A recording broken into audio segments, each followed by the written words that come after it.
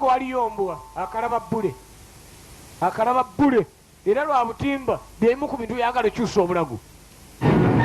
Obusungu bwaka bwalina yakimanyi kyalina okukola kwe kuleka nti naakola ki egenda maaso ate ngaetandika butandisi komando ano diswazinega batankudde ensolo gye batamanyi agenda okulengera ennyonyi etandisa omuze gwayo ogwakufumuuka ng'essasi. Birinkota yakasa bulungi alaba ennyonyi neyolekedde okgenda era naye ayagala kase nesitulira ddala. Kumbe mutaka ono abeera emipiira wawaguliza yagamba sigenda. Birinkota alyaye oyo agenze ennyonyi sipiidi 4,8,10 okuvaawo. Olaba obeera muka sipiidi 18 n'owulira n'ebyenda bitandisa okuba koodi. Kaakati eno yiino sipiidi 6, sipiidi lululi, sipiidi luluno 6 mu 8.